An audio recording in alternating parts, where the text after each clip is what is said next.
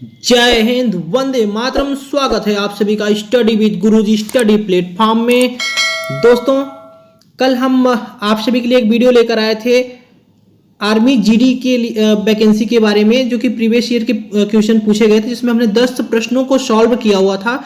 तो आज उसी सिलसिले को हम आगे बढ़ाते हुए आगे के प्रश्नों को देखेंगे इस वीडियो में। तो आप सभी लोग अंत तक वीडियो में बने रहिएगा और पेन और कॉपी लेकर के बैठ जाइए, जिससे जो चीज़ें हम बताते जाएं उन सब चीज़ों को आप लोग नोट करते जाइए। तो इन सब प्रश्नों को आपने देखा हुआ था और इसी के आगे के प्रश्नों को हम अभी इस वीडियो में आप सभी के लिए लेकर आए हुए हैं। तो देर न करते हुए देखते हैं आज के प्रश्न को। ये रहा पहला प्रश्न आप सभी के सामने कि भारत, पाकिस्तान, श्रीलंका के अलावा वह कौन सा एशियाई देश है जहां की मुद्रा रुपया है। रुपया पूछा गया है कि कौन सा देश है जो कि भारत, पाकिस्तान और श्रीलंका के अलावा है। तो वह देश है नेपाल। नेपाल जो है, नेपाल की भी मुद्रा जो है रुपया है। तो हम आपको रुपया के बारे में कुछ देशों के नाम बता देंगे शॉर्ट ट्रिक के हिसाब से। आप देख लीजिए कि शॉर्ट ट्रिक अकॉर्डिंग आप इसको देख सकते हैं। भारत से मामाश्री ने पाई रुपया, यह ट्रिक है, आपको याद कर लेना है। इसमें देश के नाम आप याद कर लेंगे तो ये ट्रिक से आप उसको भूल नहीं पाएंगे, हमेशा के लिए याद हो जाएगा।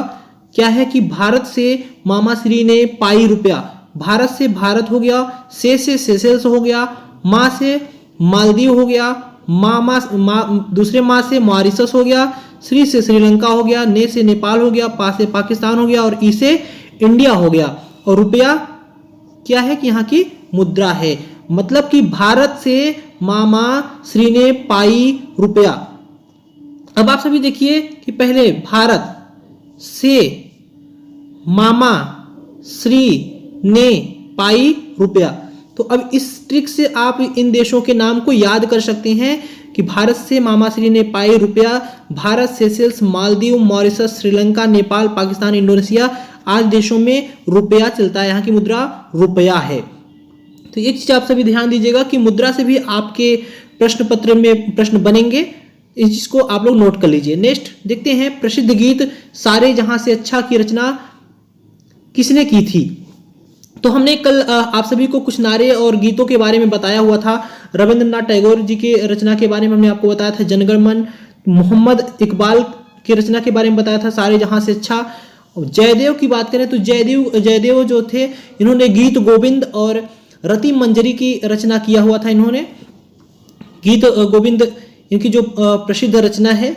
बंकिम चंद्र चटर्जी की अगर बात करें तो इनका जो वंदे मातरम हम लोग जानते हैं, तो इन्हीं की रचना है।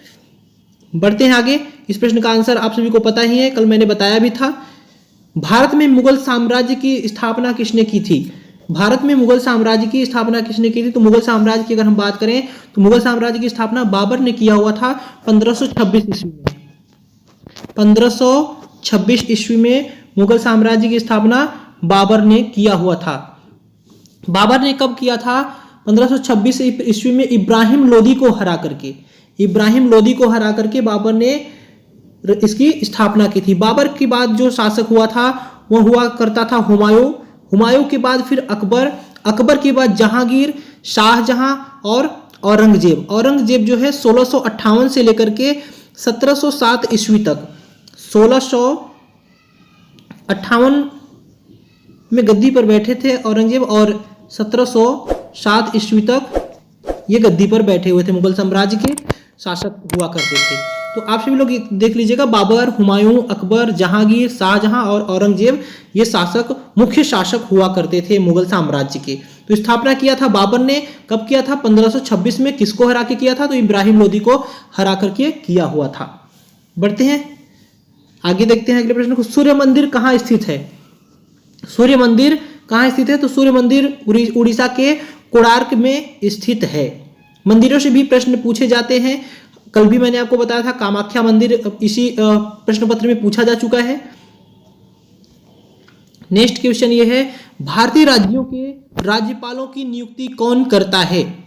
तो भारत के राज्यों की जो राज्यपाल की नियुक्ति होती है वह राष्ट्रपति के द्वारा होता है, राष्ट्रपति के द्वारा होता है। राज्यपाल की नियुक्ति का जो वर्णन किया गया है अनुच्छेद 155 में किया हुआ है, भारतीय संविधान के अनुच्छेद 155 में किया गया है।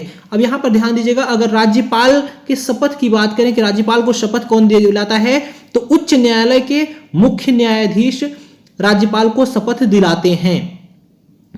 और अगर मुख्य न्यायाधीश नहीं है तो सबसे जो श्रेष्ठ न्यायाधीश होते हैं वह राज्यपाल को शपथ दिलाते हैं। तो उम्मीद है ये चीजें आप सभी लोग नोट कर लिए होंगे। जो राज्यपाल की नियुक्ति पूछी जाए तो अनुच्छेद 155 होता है, और शपथ कौन दिलाता है तो मुख्य न्यायाधीश दिलाते हैं उच्च न्यायालय के, और उनकी नियुक्ति कौन करता है तो राज्यपाल की नियुक्ति जो होती है राष्ट्रपति के द्वारा होती है। नेक्स्ट क्वेश्चन है, निम्न में से बायोगैस का प्रमुख घटक है। तो प्रमुख घटक की अगर हम बात करें तो प्रमुख घटक है मेथेन। मेथेन की जो मात्रा होती है वह होती है 50 से 70% होती है। 50 से 70% बायोगैस में मेथेन की मात्रा होती है, इसलिए इसको प्रमुख घटक माना जाता है। जबकि 25 से 45% की अगर बात करें तो उसमें कार्बन डाइऑक्साइड, हाइड्रोजन सल्फाइड, जलवाष्प, नाइट्रोजन, ऑक्सीजन और अमोनिया जैसी गैसें मौजूद होती हैं। तो यहाँ पर मुख्य घटक की बात की गई है तो मुख्य घटक हो जाएगा मेथेन। नेक्स्ट क्वेश्चन, पीतल में शामिल होता है। तो पीतल एक मिश्र धातु है जिसमें होता है तांबा एवं जिंक, जिसे हम कॉपर या जिंक कहते हैं। यह जो पदार्थ होता है यह हल्का पीले रंग का होता है। इस प्रश्न का आंसर हो जाएगा कॉपर जिंक। कॉपर को तांबा भी कहा जाता है। नेक्स्ट क्वेश्चन, बर्फ का गलनांक पूछा जा रहा है कि बर्फ का गलनांक क्या होता है। तो बर्फ का जो गलनांक होता है वह होता है 0 डिग्री सेंटीग्रेड पर। अब बर्फ के गलनांक की अगर हम बात करें तो अगर आपसे कभी केल्विन में पूछ ले तो 273 केल्विन होता है बर्फ का गलनांक। गलनांक की अगर हम बात करें तो मुख्यतः गलनांक जो शब्द है वह क्या है।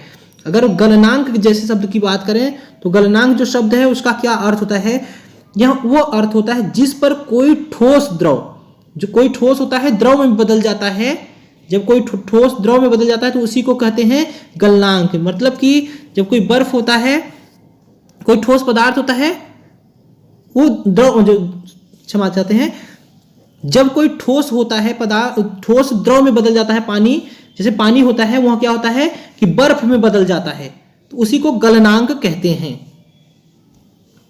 0 डिग्री सेल्सियस इसका आंसर होगा। नेक्स्ट, संतरे में विटामिन प्रचुर मात्रा में पाई जाती है। तो संतरे में जो विटामिन पाई जाती है या अन्य खट्टे पदार्थों में जो विटामिन पाई जाती है वो विटामिन पाई जाती है सी, विटामिन सी पाई जाती है। नेक्स्ट, मेंडलीफ की आवर्त सारणी किस पर आधारित है।